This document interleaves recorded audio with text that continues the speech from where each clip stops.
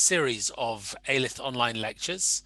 If I am currently a sort of disembodied voice, then what you need to do is you need to press the button that says Speaker View or Active Speaker View, which will mean that I will come into view.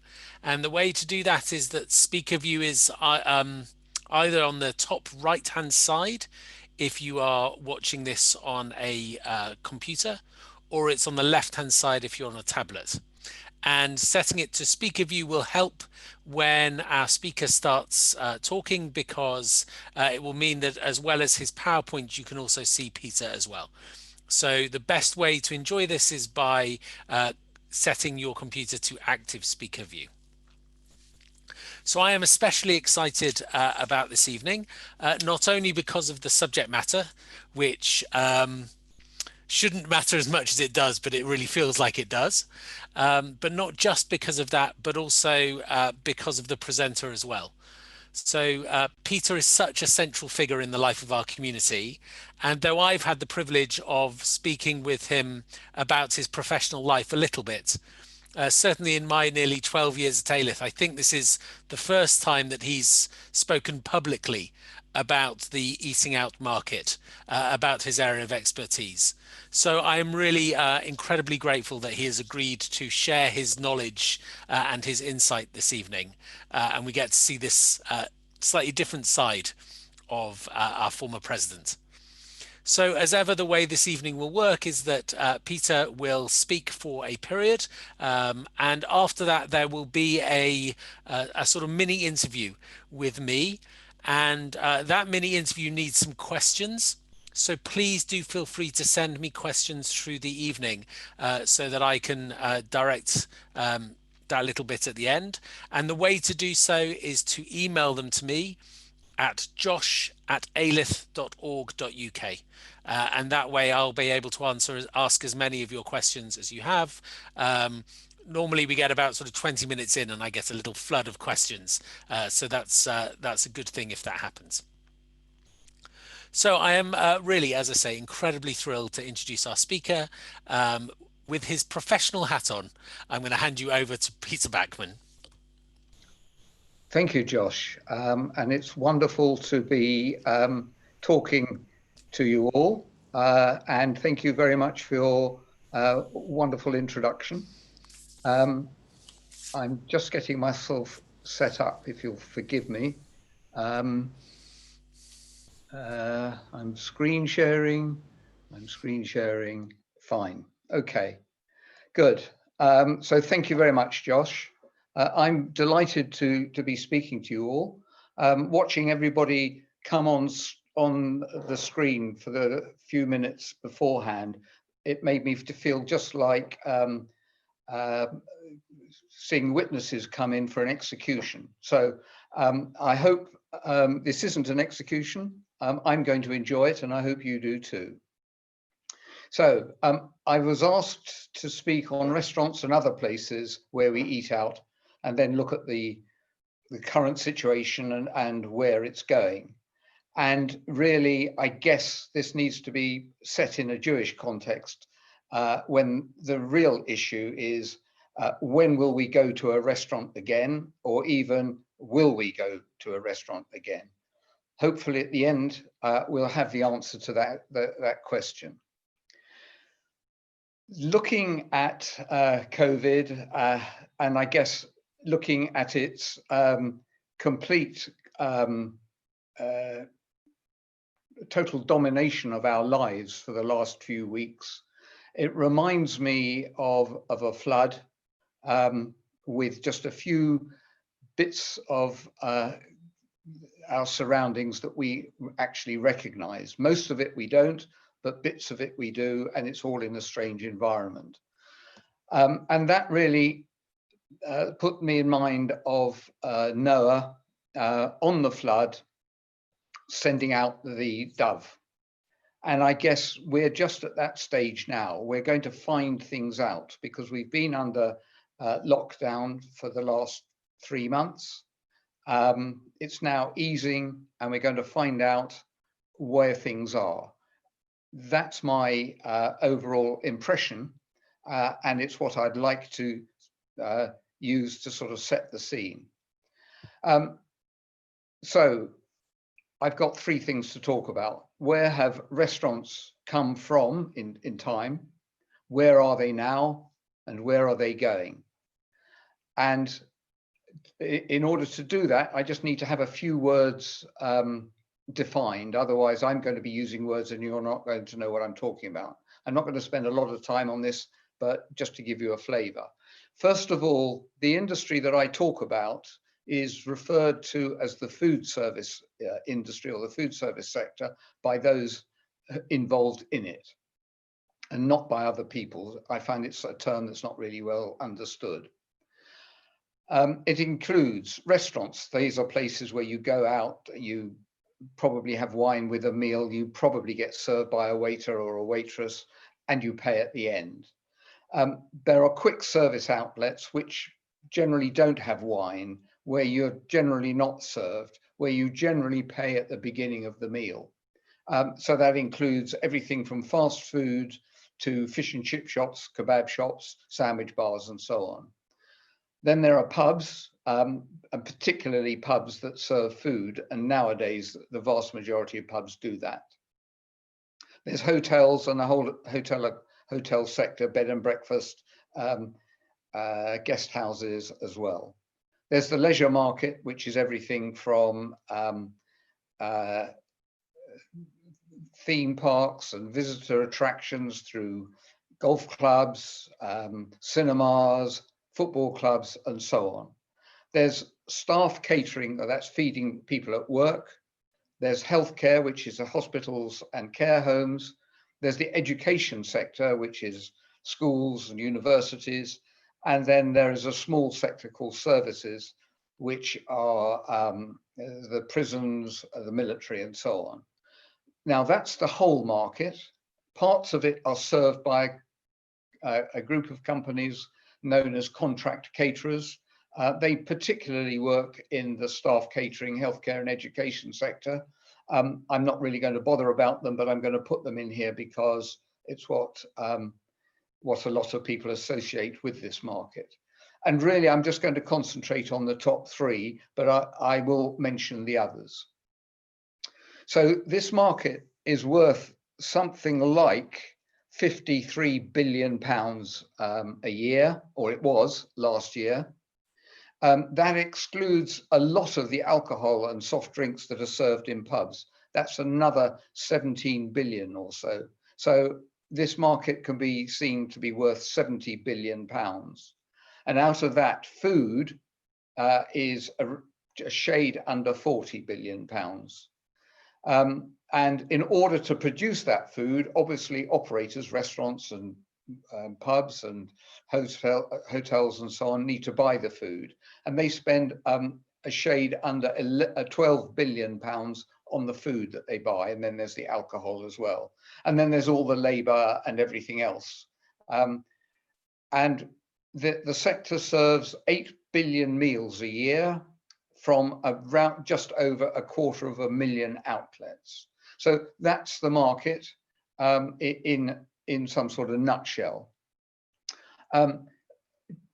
It's often associated quite naturally with the retail market. That's buying food from shops.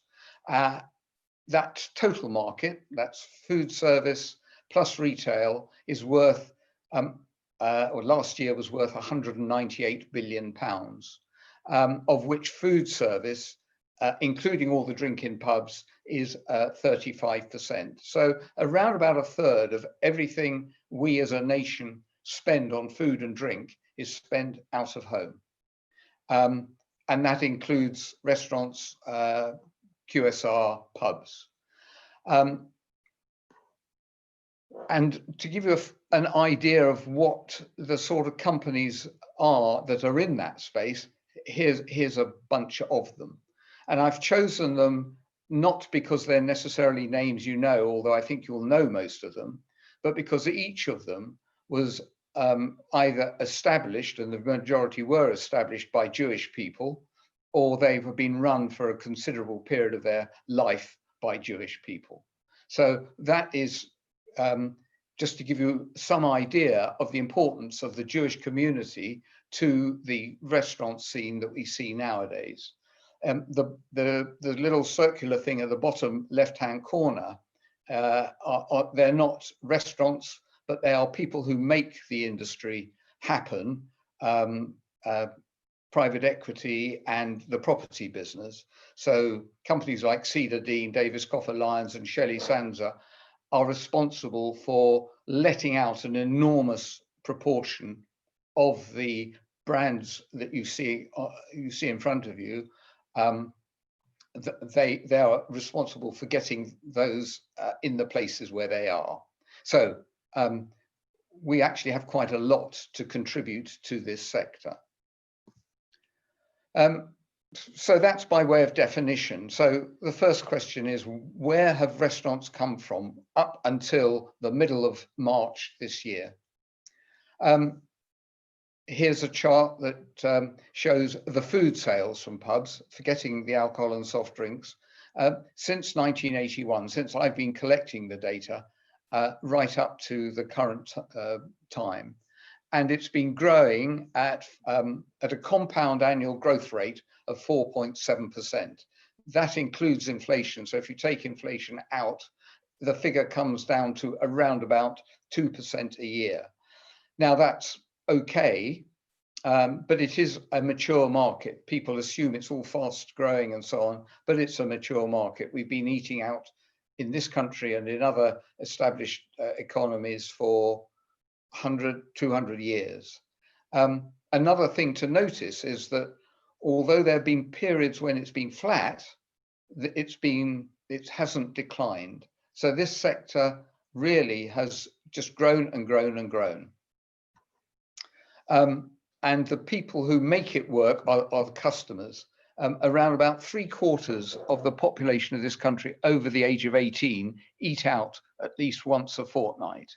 Now, some of you may eat out more often than that, but then there are a lot of people who eat out infrequently, partly because of their age, partly because they can't afford it, partly because they live in parts of the country which don't have the same proportion of places to eat as we do.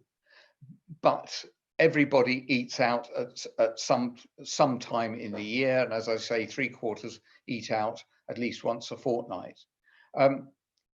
Young children, who are not obviously 18 plus, but they eat out probably more than any of us, because they eat out 5 times a week when they're at school. So 5 times a week for 20 weeks in the year. So that makes them really huge consumers of eating out, but not really the sector that I'm looking at. And there are regional differences. I'm not going to go into them, but I just want to make the point that although London is what most of us know, there's the rest of the country, and it can be quite different. It doesn't have the same concentration of brands. It doesn't have the same choice. It doesn't have the same opportunity to try new things. There are parts of the country that do, the major conurbations, but other places are not nearly as well filled with eating out places as we are.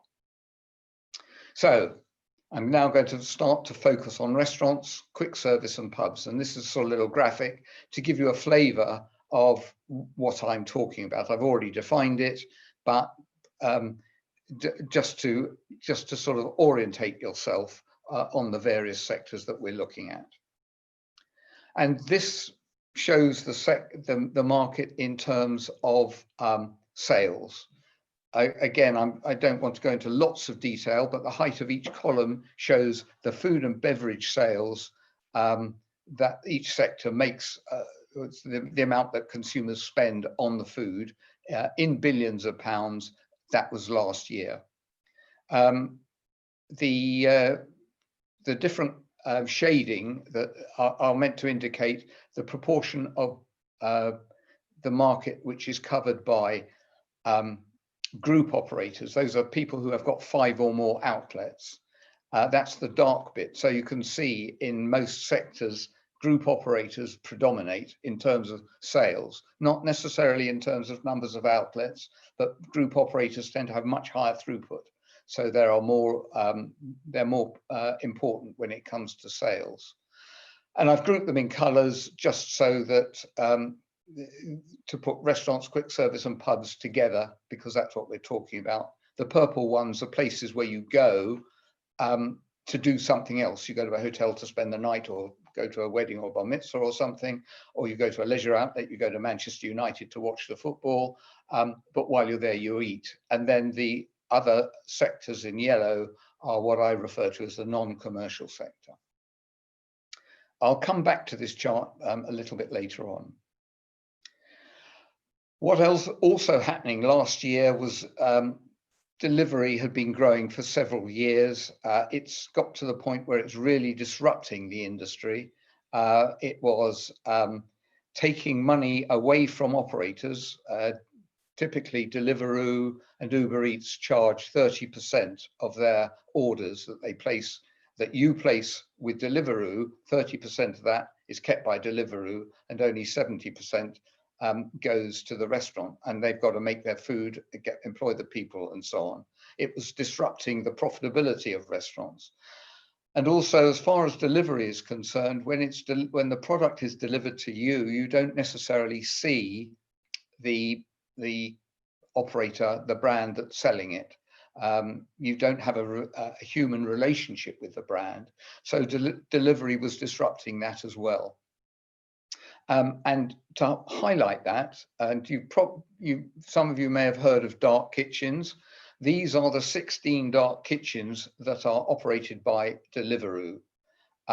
They're not really places that you would assume are making restaurant food, but that's what they purport to do.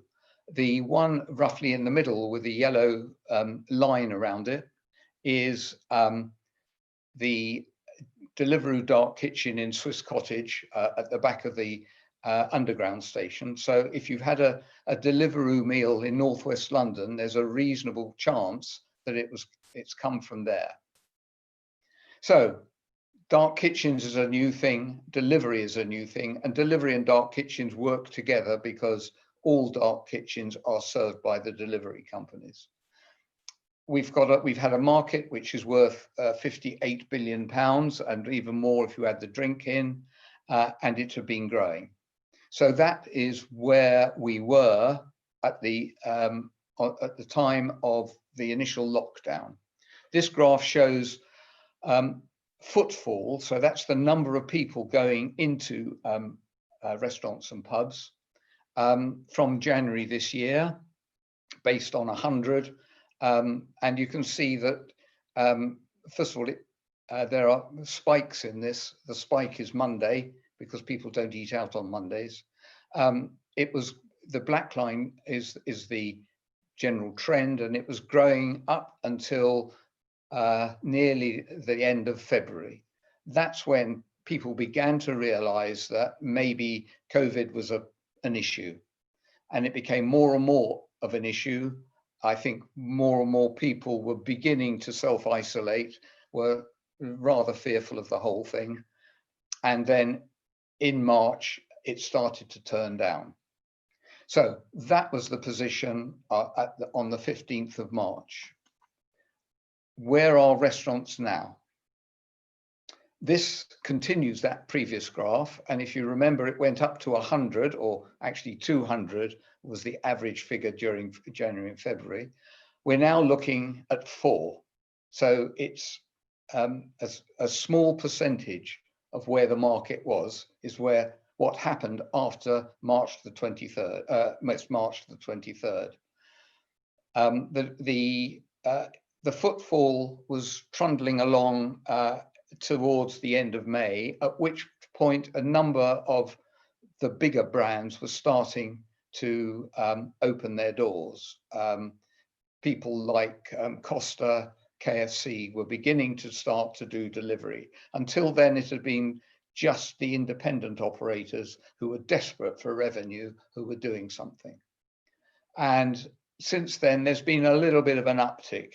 Now, this only measures takeaway. It doesn't measure the delivery component, and delivery has added to that a little bit. But still, we are talking a tiny percentage of where the market was just prior to the lockdown. And this chart here, which is going to be a little bit difficult, but hopefully I can explain it easily for you. It's based on that previous graph that I showed you with the various sectors on it. And here we've got where they were in the first quarter of this year. So QSR, for example, sold 3 billion, that's 3,000 million pounds worth of food in the first quarter. That's January to March. Restaurants were a little bit less, and pubs were just over 1,000 million. This current quarter, which obviously we haven't finished yet, but I've got a pretty good idea how it's going to work out. I'm going to show those figures now. Here they are. They're the little solid lines at the bottom. And those arrows, at least on the green bits, show how the market has fallen precipitously between the first quarter and the second quarter of this year. And in fact, the only sectors of any note are healthcare, which is slightly down on where it was because they're not serving medical staff to the same degree as they were prior to coronavirus, and QSR, which is doing takeaway and delivery and doing a significant amount of supply to the healthcare sector. Leon is heading up an initiative called Feed the NHS. They're supplying 40,000 meals a day to the healthcare sector.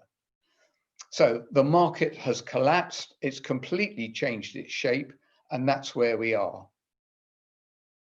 So today, restaurants are doing a limited amount of takeaway and some delivery, but basically the sector has closed down.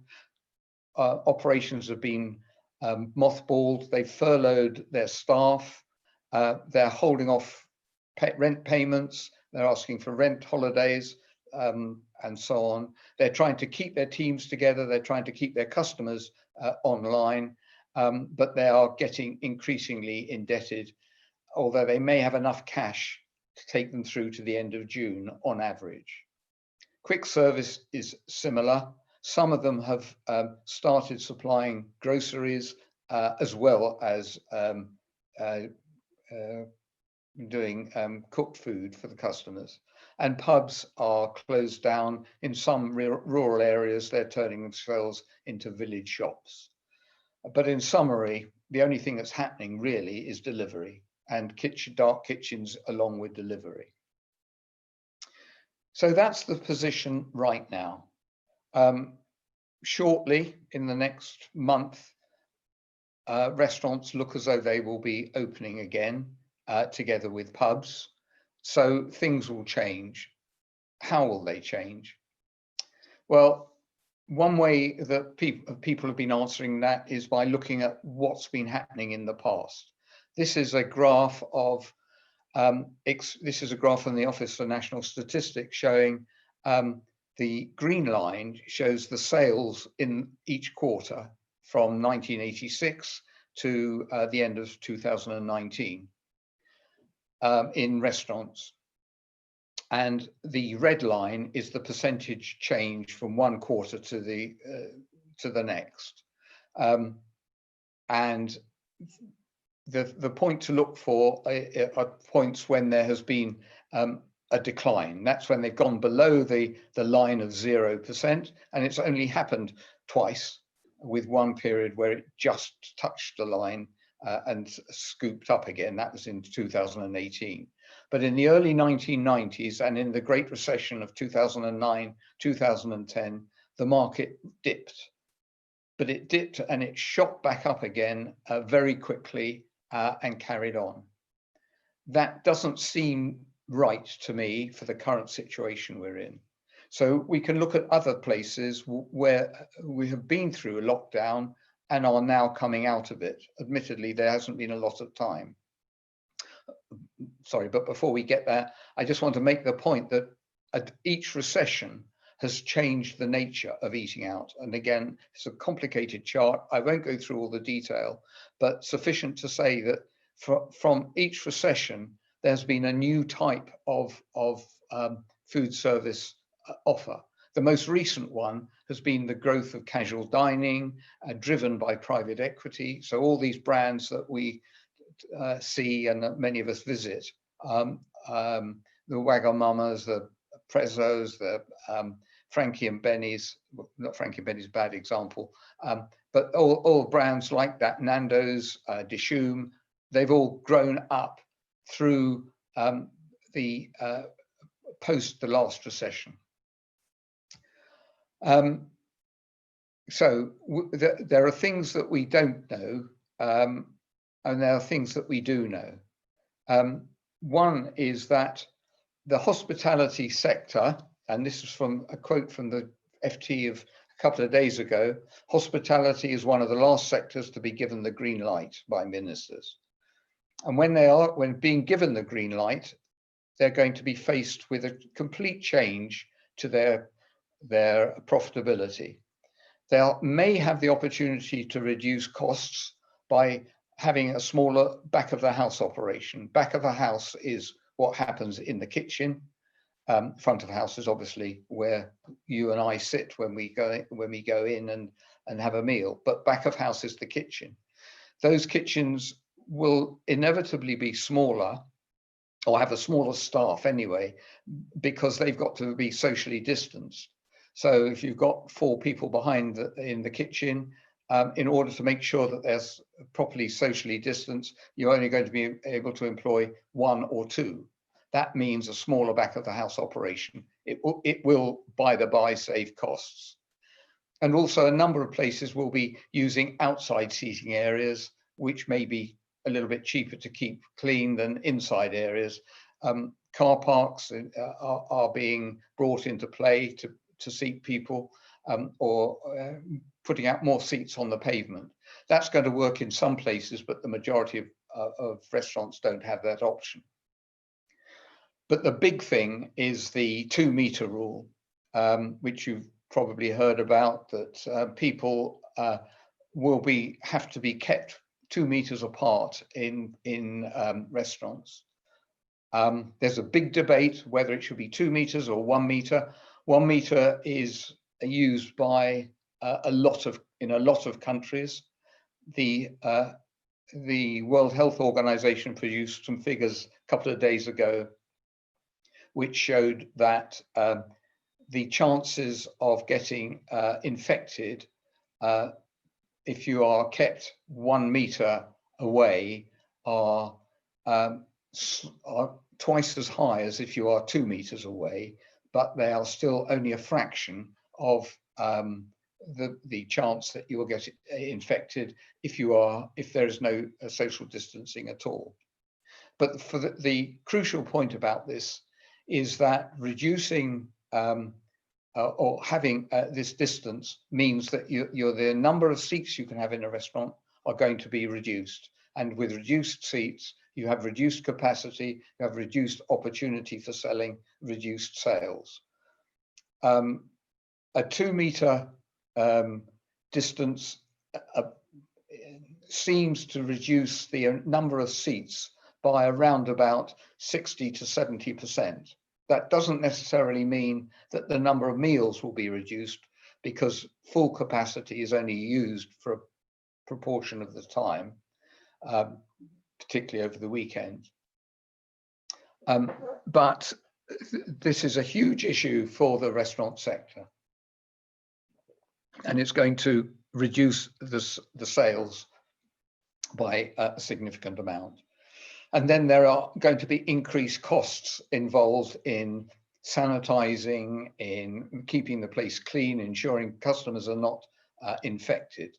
There's a lot of activities going on, menus to be used just once in some instances, or wipe the menu down every time.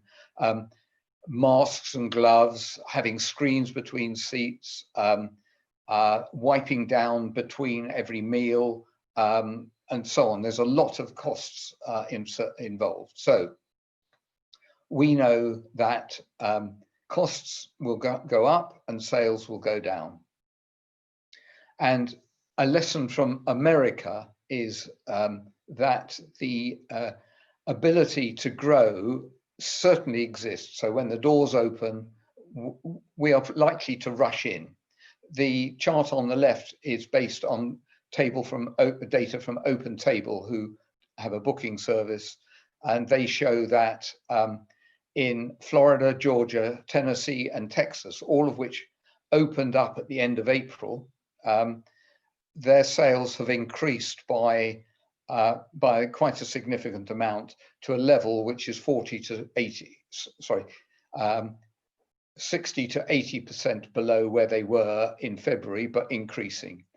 New York is flatlined because there is no restaurants are open in New York. So there's opportunity for growth there, and shown by that graph anyway. And in China, this is a footfall index for the retail market that it shows that certainly as far as the retail sector is concerned, people are also going out in increasing numbers. So we should assume that when doors open in this country, people will start frequenting eating out places, restaurants and pubs, will go to quick service operations more. But the opportunity for the restaurant is still going to be limited, and my betting is that their sales per unit will be down substantially. But within this world, there are things that are happening. Some things are happening in a wider world. The need to sanitize is significant everywhere. The effect of coronavirus has made us all more IT literate, and that is going to play out in the food service sector, where there's lots of opportunities, particularly back of house, but also front of house for cashless payments, cashless ordering. You can order before you get there. And these are things that are going to happen now, were happening and are going to happen more. Delivery is going to increase. Amazon are making or have made an investment in Deliveroo. My betting is that they will acquire Deliveroo before too long, and will use that to roll out a delivery service throughout the world. And then we've had Zoom, which is connecting people in the cloud. We've got Google Hangout, which is connecting people in the cloud. We've had Messenger Teams connecting people in the cloud, and Skype connecting people in the cloud. All of these issues are playing into the food service sector, as in many other sectors as well. But for the sector, as I sort of indicated, the greatest danger is yet to come, because the social distancing rule is going to change the nature of eating out. It's going to make it less pleasant. There's a quote here from Danny Mayer, who set up Union Square Cafe in New York, and Shake Shack, which is also in the UK. And he said, in their ability to nourish and nurture, and to provide a buoyant place for human beings to be with one another and to smile, restaurants as a healing agent seemed more relevant than ever. This is, he was talking about a few years ago.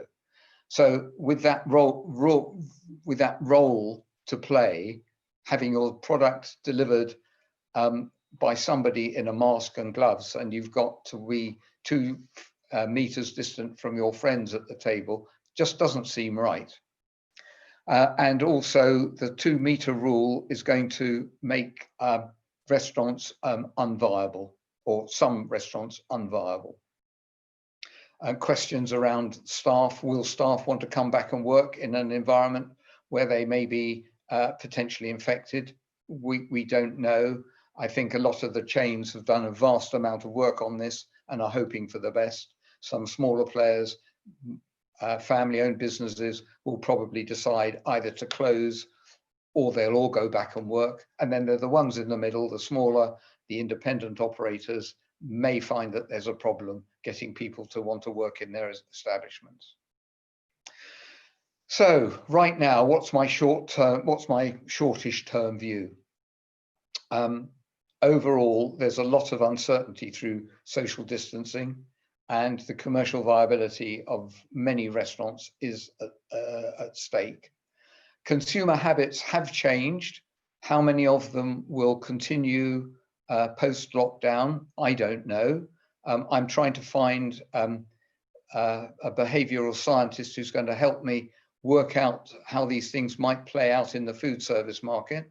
If you know of any, please put them in touch with me, because I haven't found one yet.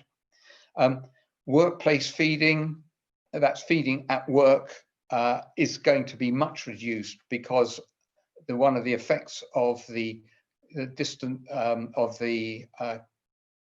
online meetings has been obviously, or well reported, has been that workplace people will not be required to go to work in offices as much as they have. People will still be going to work, but there will be fewer of them. And contract catering establishments, that's workplace feeding, require a certain minimum number of people on site. If that number falls below a minimum, they're not viable. Also, it's certainly in central London and in the West End, a lot of places, the pret-a-mangers, the Starbucks, rely on workplace people to keep them going. And if people aren't going to work, then those offers are going to suffer. And I think a lot will be suffering over the coming years, months and years, because of fewer people going to work. We can expect over the next couple of weeks to see a whole mass of redundancies coming up in the food service sector. And it's going to come about because, or in the restaurant sector in particular, it's going to come about because the furloughing scheme is being wound down starting in August, when operators will have to start paying national insurance and pensions, and then it gets worse in September and even worse in October. And businesses will be looking at their employees and saying how many can they afford to employ under those conditions. And because they've got to go through a 1 month notification period and then give people their notice, that companies will be forced to make people redundant in the middle of August, but they've got 2 months to lead up to that. So I think we'll be seeing those redundancies being announced fairly shortly. We'll also see quite a lot of CVAs, restructuring as a means of reducing rent. The more of these are going to happen, and some big names have already been through that process. More will come. I think you may be surprised by some of the names that you hear.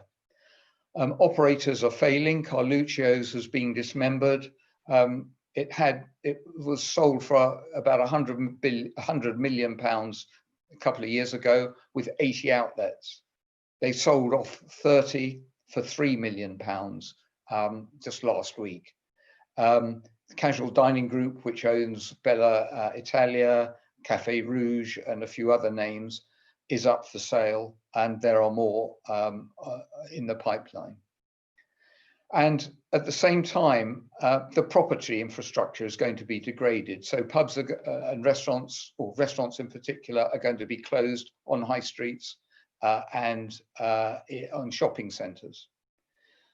But having said all of that, that's all negative. But there are things that are happening. The sector is not going to die. It's full of really entrepreneurial people with loads of ideas, lots of ambition, and it won't be dead. It will just be different. And I think for a few months, it will be quite sad. And investors are getting pots of money ready to invest I guess probably from the beginning of next year, in businesses which have got a future, but for some reason or other had failed. So there's money going to be coming into the industry as well. At a minor level, menus will be shorter and simpler, and there's going to be a pivoting to delivery. So those are the things that you can expect when you eat out. It's all rather depressing, but as I said, I think things will get better. And overall, and bearing in mind the story of Noah, after 150 days, when the waters had covered the earth, he sent out the pigeon, the dove, and the dove came back, and the waters subsided, and in the end, we ended up with a nice rainbow and a happy environment. And I'd just say that in answer to the question of will we go to a restaurant again, the answer is, will you want to go out and eat under those circumstances? Will your favorite restaurants still be there? Some will, some won't. Will the offer be changed? Yes, it definitely will. And over all of that, will there be a second spike? Will there be a third spike? Because that's going to change all of this computation and calculation. So with that, I'm going to leave you with the rainbow. Thank you. Peter, that was wonderful. Thank you. So if you stop your screen share, and then if people would like to go back to a gallery view, that might help. They can see other people. Otherwise, feel free to stay on active speaker. I think I stopped my screen share. You've done it. You've done it. It's great. Thank you. So, I mean, obviously, the question that we asked is, when will we eat out again, or will we ever eat out again? Will my restaurant be there? For some people, of course, the much more fundamental question is, will their job still be there? Yes. So, I mean, can you tell us just a little bit about the eating out market? How many people does it employ? What when you say there are going to be lots of redundancies, what sort of scale are we talking about as that broader human impact? Okay. No one knows how many people work in the industry, but it seems to be around about 2 million people. It's the largest employer in the country, other than the NHS. The number of people whose jobs are going to be affected, well, the people whose jobs are going to be affected will be in restaurants, quick service restaurants, pubs, hotels, and the leisure market, and possibly in contract catering as well. We're probably talking about a total of, well, over 1 million people potential. I don't know what proportion, but it could easily be a quarter of them. So we could be talking about 250,000 unemployed within the next 2-3 months. But potentially for a relatively short period. I mean, your instinct is that businesses will fail, but that then there'll be empty properties that then investors will go Yes, into, or that there will be a kind of a realignment in which we will never get back to the peak of sort of employment or size of industry that we've had for the previous few years. I think we will get back to where we would have been at some point. The crucial issue is all about fear of being infected. When that goes away, the sector will reach its full potential, and that will therefore re-employ those people. So between let's say the end of the summer, when 250,000 people have been made redundant, and when we get back to having a fully functioning restaurant sector, is likely to be years. So those 250,000 people, some will get employed fairly soon. There'll be a nibbling away at them. Some will get jobs in other sectors. Some will be unemployed. It's brutal. It's absolutely brutal. And the hospitality sector is particularly um, affected by coronavirus because it's designed to be in close proximity. It's designed for people in close proximity, um, and there's no way of operating without being in close proximity. Um, and I suppose also that it is a relatively fragile industry. So I know you and I have spoken before about this not being a way to make lots of money to No, start a restaurant, and actually the margins are relatively small and the risk is quite high. So I mean, do you want to just say a little bit about kind of the way in which the fragility of the market or the fragility of the industry more generally? well, the okay. Let's just talk about the restaurant market and the pub and quick service market and leave the others out of it for the moment. Um, that sector is at a macro level is not fragile. It's grown. It's solid. It's got the same number of businesses. It's solid, but the components of it, for the reasons that you've outlined, are are very variable. Um, uh, Profit margins are very slim. Overall, it probably just about breaks even. So some businesses are making money, but uh, quite a lot are not making money. There's quite a lot of businesses which are just run by the family and are just making money, just about enough money to take uh, some money out of the till at the end of the week and live on that. Um, so yes, the individual businesses are fragile, and it attracts a lot of people who see it as a great thing to do, as a culmination of what they've wanted to do for a long period of time. And there's a lot of competition. It's what I understand the economists call a perfect market, because you know exactly how much everybody is charging, and you can see how much business people are doing. That means that prices get pushed down to the barest minimum all around the sector. But any restrictions to, for example, the number of customers you can have in your restaurant because of social distancing, those individual businesses are very fragile Yes, and very susceptible to kind of those sorts of shocks. that's Right. exactly it. In a way that I suppose kind of QSR, those quick service restaurants are less so by virtue of the fact that they are not dependent on eating in the same way. So we're going to see a kind of a realignment in which there is a greater proportion of the eating out market is, the large brands and QSR rather than Yes, um, sitting down and eating. yes, we can see McDonald's. They are opening 1,000 stores this week, but they're not telling anybody which ones they're opening on which day because they don't want queues of cars driving up. There have been instances, not in this country, but in other countries, of 3 miles of queues waiting to get into McDonald's. So they're very well placed. I don't think that'll happen every day.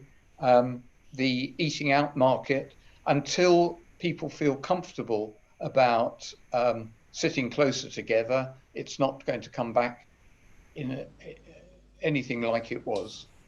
So yes, the it will be more snack and go, and even restaurants that are open in the States and in China that I understand uh, are also just serving, or people are spending perhaps half an hour, three-quarters of an hour. They're going in for a quick um, course and then leaving.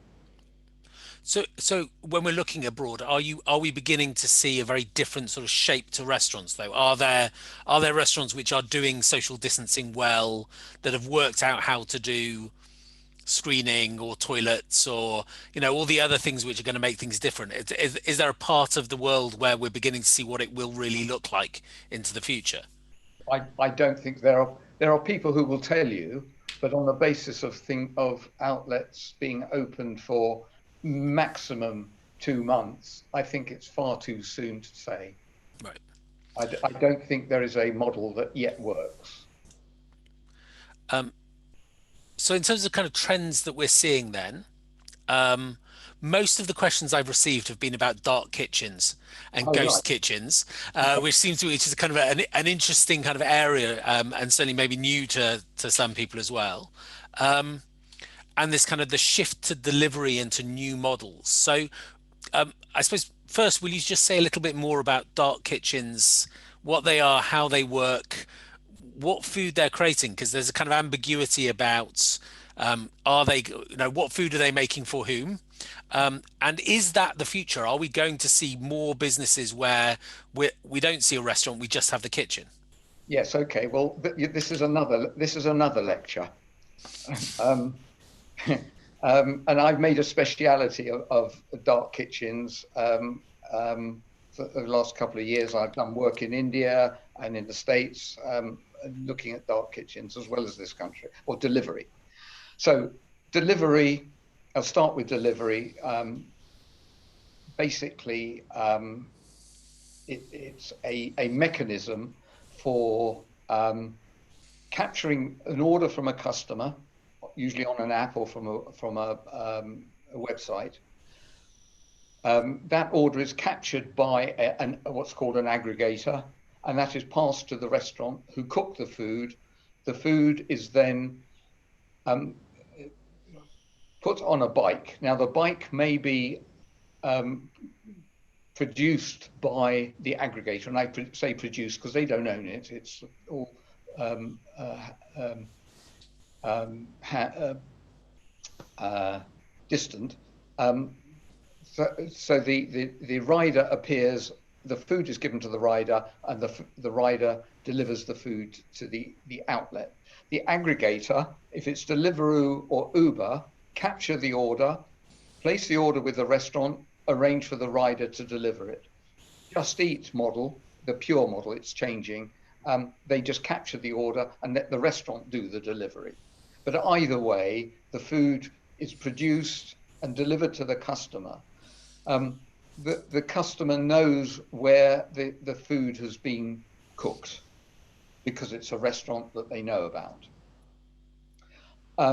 However, if you then if you take a restaurant and remove the front of house, so you're just left with the kitchen, you reduce the need for the additional rent for the tables, for the waiting staff, and so on. You reduce your costs, and you can put that back of house not in a high street, but on a trading estate where the rent is much lower.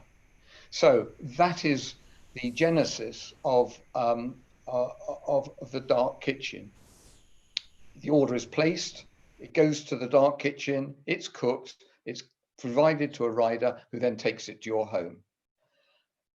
An evolution of that model is that, well, in the dark kitchen, you can have a number of different brands. So you could have Wagamama, you could have Freddy's Pizza, you could have somebody's sushi, all produced by in an area within the dark kitchen, but the produced by that company that is doing the producing. So it may be a brand like Wagamama, or it could be just Freddy's Kitchen. It's just Freddy doing the stuff. They rent the space. They rent the ovens. They rent the cooking area, and they produce the food. A further model of that is that within the dark kitchen, you have somebody who owns the dark kitchen and also owns the brands that are produced within the dark kitchen. So they're running a complete restaurant model from a dark kitchen, but no front of house. Now, that I'd say in a nutshell, there's a bloody blooming big nutshell, but that in a nutshell is what dark kitchens are around. With the same expectations of standards and inspections and all those sorts of things as restaurants are. I mean, are they kind of the word dark sort of implies that they're kind of shady behind the scenes, but they're legitimate businesses. They're just a different model. Yes, I have a whole taxonomy of names. I can tell it to you if you really. But Um, right, because but the yes, they are subject to all the same laws, the labour laws, health and safety, and all of that. um, But there's no guarantee that the food is produced to the standard that you want until you got it. right, um, but there's definitely a kind of a very strong case for that being a more sustainable model. If certainly if we're going into an age in which the ability to kind of cram tables into a restaurant is being reduced. Yes. So if this turns into a long-term challenge, if consumer confidence remains low, and I'm going to ask about that in a minute, then that would be a natural place for this market to go towards. And it is. It's Right, migrating in that direction. The difficulty for the dark kitchen is that their brand has that their brand has no relationship with the customer other than through an app or a website, and by a guy on a bike with a brown paper bag. And that is not the same relationship as you have if you go into a restaurant and they're all nice to you and take your order and so on. right, Now, that means that the type of companies that will succeed in kitchens, I think, are going to be different from the ones we see on a high street. So 5 years' time, we'll be ordering from dark kitchens all the time. Well, I'm exaggerating, but quite a lot of the time. But the brands and the type of company we're buying from will be different. right. So let's go to a very different kind of a bit of the market. If we were to go to sort of the other extreme and talk about high-end restaurants, the sort of places that we maybe get to go very, very occasionally as a special treat. How are they? How kind of fragile are they at the moment? Are they likely to reopen? Uh, the kind of the London high dining market, fine dining market, and are they especially also vulnerable because of questions around quarantine and the tourist industry? How dependent is that bit of the market on the tourist industry? Um, it is quite dependent, not necessarily so much tourist as the business industry, uh, the overseas business people. Um, uh, the sector uh, is obviously subject to all these rules, but it's probably um, better equipped to cope with social distancing, making the place look a little bit more attractive. They've got more money to spend. They've got um, bigger gross profit and so on. Um, but and I think it's true that the higher end restaurants are probably better cushioned than um, the independents or the private equity backed mass market chains. So I think we'll see the higher end continuing. Our favorite high end restaurants will probably continue. Um, and you've probably, well, um, you may have had an email from Jeremy King from Corbyn and King, who runs the Wolseley and the Delaunay and a few others, um, saying that they're not going to open until they can make a profit. Um, and our little local restaurants. I mean, if I was, if I'm, the place I walk up to up the road uh, to have a quick meal, how robust is that still going to be there? I have to I have to say the flippant answer is go there in a month's time and find out. Right. But there are there are lots of those businesses. The restaurants have already gone out of business. The banks have pulled the plug, or they've realised that it's just they're just not in it. Um, but I can't predict which ones they will be. Right. And again, I suppose dependent to a large extent on the unknown, which is what a consumer's going to do. Yeah. And is I mean, what I mean, there must be market research into what is likely to happen when restaurants reopen. Is it likely people are going to go back into them? I mean, what are they saying? Yeah, well, okay. So it's one booming industry is the free information from market research surveys on the effect of COVID. Um, Absolutely booming. The trouble is the answers never agree. However, it looks like around about 30% of people are really, really wanting to go out to eat. About the same number are saying, you know what, I don't think I'm going to be comfortable eating out. And the others are in the middle. So there will be a rush to restaurants, absolutely. Um, uh, but the potential is not there. And the reason why I said we've got to wait until the fear of infection goes away is so that that 30% can start eating out again, or eating out reasonably often. Um, Peter, I know we're not clapping this evening, but we did say that we were going to make sure these lectures were always an hour, 7 till 8. So I could carry on doing this for a long time. And I would love to know a bit more about what you actually do and the way you work and how you got into this area. But I suppose in the unlikely event that we ever get to have kiddish ever again, and that's another question about buffets and those sorts of things, I suppose. But in the unlikely event that we get to have kiddish again, there is now all these things that everyone can ask you about at Kiddish next time we get to eat together again. Peter, thank you so much. It's been really wonderful to hear from you and have your expertise. Next week, our member Edie Friedman, who is the founder and executive director of the Jewish Council for Racial Equality, is going to be speaking with us. One of the things that's been extraordinary with these lectures is how often they've turned out to be incredibly apposite and incredibly pertinent to the moment. Clearly, issues of racial equality and race relations are particularly important at the moment in the context of both COVID and what's been happening in America. So we're delighted that next week Edie will be with us at 7 o'clock to share her expertise on that particular area. I wish you all good night. And Peter, once again, thank you so much for a really wonderful hour to really understand an area of life that we all benefit from, but really don't understand as well as you. So thank you. Thank you very much, Josh.